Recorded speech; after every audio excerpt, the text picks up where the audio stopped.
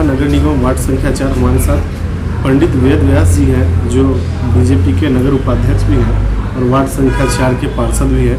निश्चित तौर पे कुछ ही महीनों में अब चुनाव होना है नगर निगम का, और यहाँ दरभंगा में जो एक बहुत बड़ी उलटफेर हुई, यहाँ के जो मेयर डिप्टी मेयर बोर्ड थे वो सबको हटा दिया गया, और शायद भारत के इतिहास में पहली बार। सबसे पहले बहुत संक्षिप्त में जानेंगे कि मामला क्या था जिसकी वजह से इस तरह का मामला हुआ। शायद भारत के इतिहास में ऐसा कहीं हुआ ही नहीं। ये उलटफेर जो पूरा बोर्ड हटा दिया, ये कर दिया गया। ये हुआ था क्या कि एक शौचालय की बंदोबस्ती हुई थी, जिस बंदोबस्ती में अनियमितता पाया गया और उसको देखते हुए उन लोगों को पदमुक्त किया गया। और सही बात बोले कि इतिहास में पहला ये दरभंगा नगर निगम है जो इस तरह से हुआ है। कहीं ना कहीं जो दरभंगा के वोटर हैं वो भी शर्मसार होंगे। एकदम एकदम निश्चित तौर पे उनको भी कहीं ना कहीं इस बात की ग्लानि होगी कि शायद में हमने गलत लोगों को चुन लिया, जिस वजह से इस तरह का मामला हुआ। जी। वार्ड संख्या 4 में आपके यहाँ आज भी सबसे गंभीर समस्या क्या है जिसका समाधान विगत 5 वर्षों में आप चाह के भी नहीं कर पाए? क्या एकदम सही है। क्या समस्या मानते हैं? समस्या यह है कि निगम का ही मतलब उलटफेर के कारण और अनियमितता के कारण लापरवाह की तरह नगर निगम चलती थी, है ना, और वार्ड को विशेष रूप से ध्यान नहीं दिया जाता था, चाहे जो भी हो, है ना, जिसके कारण हमारे वार्ड का मुख्य है आउटलेट की समस्या, जो पानी नहीं निकलता है।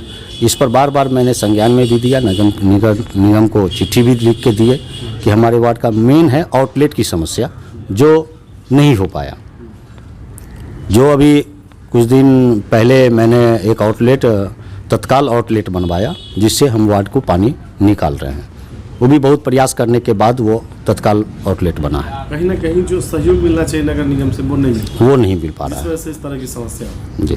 आपकी पंचायत में आज भी हाई स्कूल नहीं है वार्ड में? जी। वार्ड संख्या 4 में हाई स्कूल नहीं है। निश्चित तौर पे हाई स्कूल की व्यवस्था होनी चाहिए। आपकी कोशिश रही 5 सालों में? जी, मैंने लिखित भी दिया था, शिक्षा विभाग को भी दिया और प्लस निगम को भी दिया कि हमारे स्कूल विहीन मेरा वार्ड है, इसमें ये व्यवस्था किया जाए, जिसको चिन्हित करके सरकारी ज़मीन भी मैंने उपलब्ध करा दिया था और बता भी दिया था कि ये सरकारी ज़मीन है, इस पे स्कूल खुलना मस्ट है हमारे वार्ड के लिए, लेकिन नहीं हो पाया अभी तक। आपकी पंचायत में वार्ड में सार्वजनिक शौचालय भी है? जी नहीं, वो भी नहीं है। वार्ड संख्या 4 में नहीं? जी नहीं है। उसकी भी मैंने उसकी भी लिखित मैंने दिया, लेकिन अभी तक कुछ ऐसा नहीं हुआ। नल जल की क्या स्थिति है वार्ड संख्या 4? नल जल की व्यवस्था तो बहुत बेकार है। ये हम समझते हैं कि ये नहीं करना चाहिए, लेकिन खुल के बोलना चाहिए। मैं जनता के लिए हूँ, है ना, जनता के प्रतिनिधि हूँ, जनता के हित की बात मैं करूँगा। जल नल की जहाँ तक बात है तो बिहार में पूरा फैल है, ये सक्सेस नहीं। जी, एकदम 100% मैं मानता हूँ। बिहार सरकार की महत्वाकांक्षी योजना है कन्या विवाह कौड़ अंत्येष्टि योजना, लेकिन कई बार जो जनप्रतिनिधि होते हैं उनको अपनी इज्जत प्रतिष्ठा बचाने के लिए अपने पॉकेट से देना पड़ता है। सरकार समय पर व्यवस्था नहीं करती है। जी, ये तो सवाल ये है कि क्या सरकार को इस व्यवस्था को बंद कर देना चाहिए, एकदम मैंने स्वतंत्र कर देना चाहिए किसी फंड से उसी समय देने? जी, मैंने बोर्ड की बैठक में भी मैंने स्वतंत्र रूप से मैंने बोला था बोर्ड में कि अगर गरीब दाह संस्कार के लिए वो पैसा दाह संस्कार की होती है और जब लोग मरते हैं तो उसी समय जनप्रतिनिधि के पास आते हैं और खोजते हैं, है ना, कि 3000 कहाँ है, तो हम लोग अपनी प्रतिष्ठा बचाने के लिए उसे एट ए टाइम देते हैं, लेकिन सरकार की जो है ये पैसा भेजना वो समय पर नहीं देता है। जो अभी भी मेरा पैसा फंसा हुआ है मैंने जनता को दिया। जो सक्षम लोग नहीं है निश्चित तौर पर उनके लिए बहुत बड़ी समस्या। जी, बहुत बड़ी समस्या है। कन्या विवाह जैसे कि अभी जानकारी मिलती है कि 2013 में जो लोग अप्लाई किए आज तक उनको पैसा नहीं मिला, और जो अभी अप्लाई करेगा उसको पता नहीं कब पैसा मिलेगा। वार्ड संख्या 4 में आपके 5 सालों के कार्यकाल में पेंशन और आवास की क्या स्थिति है? आवास की स्थिति अच्छी है। अभी तक मैंने 37 आवास अपने वार्ड के जनता को दिलवा चुका हूँ, और पेंशन भी मैंने अच्छा खासा, है ना, लमसम 900 के आसपास पेंशन मैंने व्यवस्था। जी। जो जनवितरण के दुकानदार हैं आपके यहाँ 4, वो अनुशासन में रहते हैं क्या?